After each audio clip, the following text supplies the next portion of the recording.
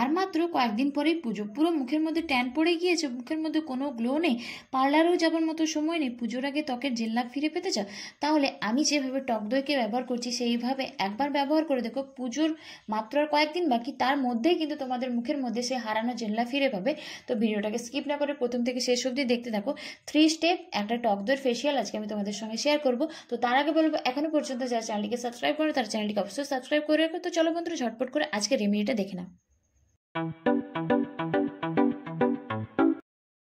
ফেসিয়ালের প্রথম স্টেপে আমি ফেসটাকে খুব ভালোভাবে ক্লিনজিং করব, তার জন্য নিয়ে নিয়েছি নারকেল তেল। নারকেল তেল কিন্তু আমাদের ত্বকের জন্য খুবই উপকারী। যাদের ত্বকের চামড়া কুঁচকে যাচ্ছে, যাদের ত্বকের মধ্যে কোনো গ্লো নেই, পিম্পলসের সমস্যা আছে, পিম্পলসের দাগ কিছুতেই যাচ্ছে না, তাদের জন্য কিন্তু নারকেল তেল খুবই উপকারী। তারপর হালকা হাতে 3 থেকে 4 মিনিট মুখটাকে ম্যাসাজ করে সেটাকে নর্মাল জল দিয়ে ধুয়ে নিও। আমি এখানে একটা টিস্যু সাহায্যে ফেসটাকে ক্লিন করে নিচ্ছি। তো আমার এখানে প্রথম স্টেপ কমপ্লিট হয়ে গেল। দ্বিতীয় স্টেপে আমি ফেসটাকে খুব ভালোভাবে স্ক্রাবিং করব, তার জন্য নিচ্ছি এখানে 1 চামচ মতো টক দই, আর এর সঙ্গে মিশিয়ে নিচ্ছি অল্প পরিমাণ বেসন। রান্নার যে বেসন হয় এখানে আমি সেটা নিয়েছি।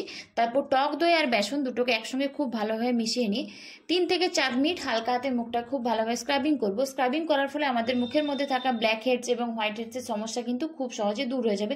সপ্তাহে 2 থেকে 3 দিন তোমরা এই স্ক্রাবিংটা অবশ্যই করো। স্ক্রাবিং করা কিন্তু অবশ্যই জরুরি। ফেসের সঙ্গে সঙ্গে তোমরা এটা গলাতেও ব্যবহার করো। তারপর এটা একটু শুকনো হয়ে গেলে মুখের মধ্যে রেখে দিও।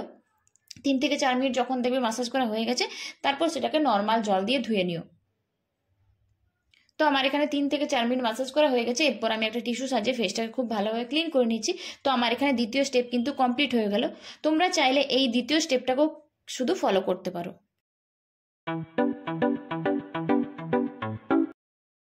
তৃতীয় স্টেপে আমি ফেস প্যাকের জন্য নিচ্ছি 1 চামচ মতো টক দই, আর তার সঙ্গে মিশিয়ে নিচ্ছি একটা পুরো কফি পাউডারের প্যাকেট। 2 টাকা দামের যে কফি প্যাকেটটা হয় সেটা আমি নিয়েছি। তারপরে এই টক দই আর কফিটাকে খুব ভালোভাবে মিশিয়ে নিয়ে এটাকে আমি আমার পুরো মুখের মধ্যে লাগিয়ে নিচ্ছি। কফি পাউডার আর টক দই কিন্তু ত্বকের জন্য খুবই উপকারী। আমাদের ত্বকের মধ্যে থাকা যে কোনো ধরনের ট্যান, কালো দাগছোপকে কিন্তু খুব সহজে দূর করে দেয়।